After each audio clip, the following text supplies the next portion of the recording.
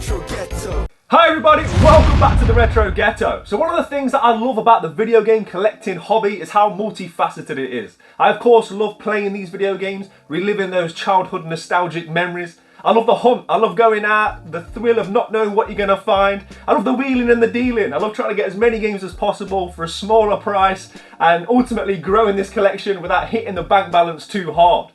Also, one of the main things that I love about this fantastic hobby of ours is curating the games room. If you watch the vlogs, you will know how much time and effort I put into trying to create the perfect space, not only to play video games, but to display them. And often that can ultimately have an impact on the games that I end up collecting. Viewers of the channel will know I'm currently going for a full Super Nintendo set. I'm getting too close to being halfway for a full PAL set.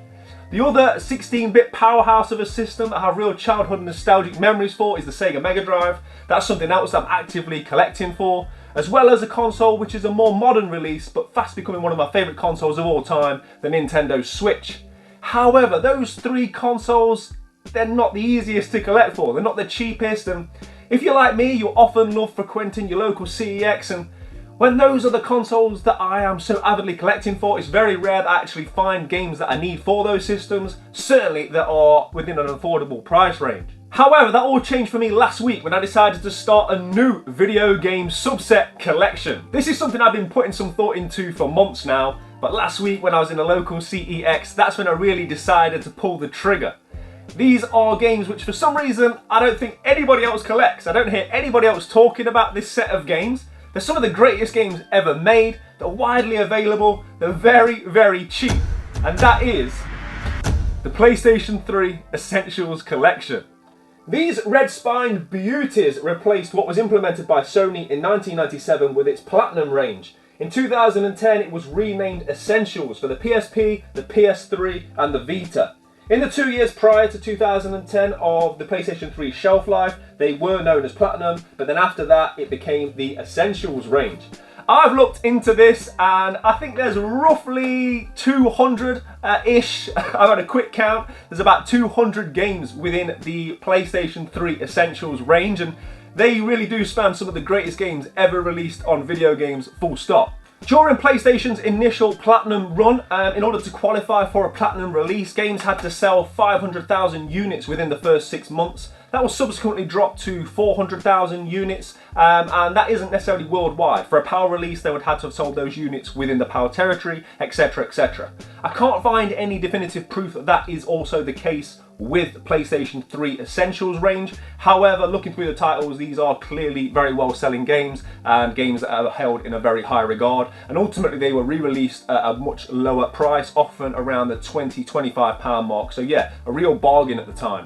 Now, as I say, this is something I've been putting a bit of thought into for quite some time now, and I've even purposely, strategically left a shelf space for these games, and I already own a few. I already own Sonic Generations, Lego Star Wars 3, Ace Combat Assault Horizon, the God of War collection, and one of the heaviest hitting PlayStation 3 Essentials games that there is, the God of War Collection Volume 2. This has become a very heavy hitting game, so it's nice to have ticked this one off the list before I'd even started this journey. So as I say, it was a trip to CEX last week which really confirmed that I was going to start doing this. I was perusing the shelves and I'd got to that all too familiar place with CEX where I was looking and really there was nothing that I didn't already own that I wanted. And then I sort of saw these red spines and it all sort of fell into place. So these are the games that I picked up in Bulwell that you would have seen on last week's vlog. So I managed to pick up Dead Rising 2 off the record, Dead Island Game of Year Edition, and look at these prices, £1.50. Uncharted Drake's Fortune, £1.50. And Sports Champions, I'm not going to say too much about that one, but it was only £1. So with that little haul from the Bulwell CEX, I'm starting to amass a nice little collection. And you can see the vibe, right? Look how good those red spines look. We're going to put them here for the purposes of this video. But of course, I wasn't satisfied with that. I wanted to test my newfound theory that I can now walk into any CEX store in the country, find games that I actively want to add to my collection in abundance, pick them up and leave without spending much money. So I've headed down to my local branch to see what was on the shelf.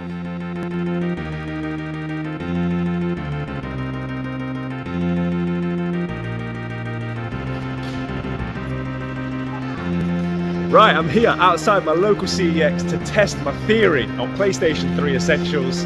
Let's go see how many we can find.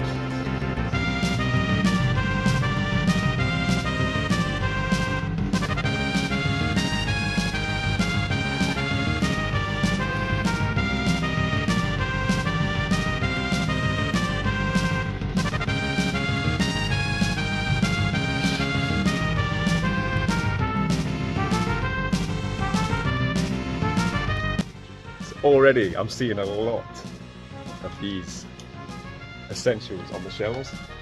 It looks like my theory was proved right. Yeah, there's loads in here, so let's take a deep dive and see which ones we're going to be leaving with. Okay, so the first one I've seen down here is Kingdom Hearts 1.5. So we'll grab that for £1.50. Fallout New Vegas, £18. Yeah. Proof that there are some expensive ones out there. This is the Ultimate Edition. That might wait for another day. Check see if we can get that cheaper online or something. Yeah, there's a few on the shelves here. We've got Hitman, £2. Oh, one of my favourites on the PlayStation 3. Far Cry 3, absolute classic. So we'll be grabbing that one. We're getting quite a pile already. A few Lego ones here. Lego Essentials, the Complete Saga, the Lego video game, the movie, just £2. Harry Potter. Man, there's so many. Mass Effect. It's crazy how many there are once you start looking, right? I had no idea there was this many Essentials.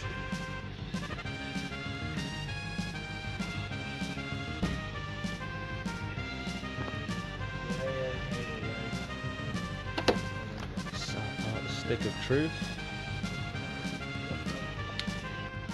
Yeah, so it's crazy how many there is once you start looking. It's one of the things that most people just skip over. They actually don't actively try to avoid them, so they just push them to the back and pick the normal version up. So yeah, again, one of the beauties of doing this is that not only are they readily available, but people are actively trying to avoid them, which, yeah, as a collector, it just makes my life a lot easier. So yeah, this has definitely been a successful haul. Let's take a look at what we got.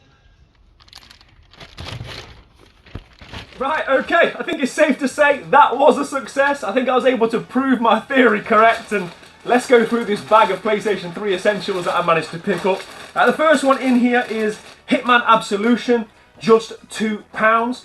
One of the things I would say, if you are going to follow suit or maybe do something similar to myself, the PlayStation 3 Essentials range did come with their own discs. They did come with a red specific PlayStation 3 Essentials disc to match the cover. Now, to my knowledge, CeX aren't particularly picky when it comes to what they will or won't take in. I personally don't mind. If they give me the standard edition of the disc, it doesn't bother me. I just want to point it out to you guys just so that you're aware that they should really have the specific PlayStation 3 Essentials disc. As you can see here with this copy of Kingdom Hearts HD 1.5 Remix, it does have the sort of red around the disc. And yeah, that one was just £1.50. I also managed to pick up South Park: The Stick of Truth. This is a game that I've still not got around to playing, so that's the other thing about this, right? This is going to invigorate me to play some of the games that I missed from this era. I often speak on this channel around how the Xbox 360 and the PlayStation 3 was kind of a point in my life where I'd become a young adult. I was doing a lot of other things, none of which were too productive, but I certainly wasn't playing as many video games during that period of my life as I was before and subsequently after that. So this is another way for me to get reacquainted with some titles that I missed out on, this being one of them, South Park: The Stick of Truth. Also, my favourite Far Cry of all time, Far Cry 3. I mean, if you haven't played this game, £1.50, what an absolute bargain that one is.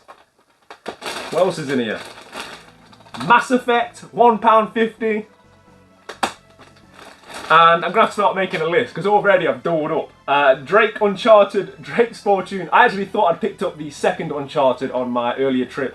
It turns out I now have two of these. So yeah, I'll be giving this one away. If anybody wants to start their own Essentials journey, or for whatever reason hasn't yet played Uncharted, which I won't imagine there's too many of you out there that haven't, just simply let me know in the comment section. Make sure you like and subscribe to the channel. And yeah, I'll give this away on Sunday's vlog. And I should point out that these 6 games cost me just £11. That's £1.83 per game. Right, let's get these added to the shelf. And there we go, the shelf is looking healthy after just 2 trips to local CEX stores, and tell me that doesn't look good, right? I think there's a lot of people out there that when they buy video games, they actively try to avoid Essentials, Greatest Hits, Platinums, whatever the budget title may be. And I completely get it. I've been doing it myself for many, many years. I don't like the lack of uniformity on the shelves where the colours change right. I want it to look nice, but once you start actively pursuing one of those budget ranges and you display them all together, especially with these red spines, right? Yeah, it can look fantastic sitting on the shelf. And what this has done for me is it's reinvigorated my CEX trips. If you guys are like me, whenever you go to a town or you go away with a family, you always take time to venture into the local CEX. And as I say, all too often for me now, I got to that point where I was going in and I was almost walking in knowing I wouldn't find anything, such as where my collection is at. And this has like reinvigorated my desire to pop in now and knowing that I probably will leave with something as opposed to leaving with nothing. These games are fantastic. They're some of the best games ever made. They're very, very cheap. And yeah, that's what collecting's all about, right? It's about keeping things fresh, keep looking at new lines, keep educating yourself on these titles that you may have missed out on, and yeah, ultimately keeping it fun. Let me know in the comments what you think about a collection like this, what you think these spines look like on the shelf, and whether you yourself would potentially look into one of these budget ranges going forwards, or if you're going to continue to actively avoid them, and hey, leave them on the shelves for people like myself. As always, thank you very much for watching. If you're not already subscribed, please consider doing so. Much appreciated. Play your games, keep it retro. I'll see you all real soon. Take care. You're watching the Retro Ghetto. Ghetto. Ghetto! Yeah. Lock into the retro ghetto.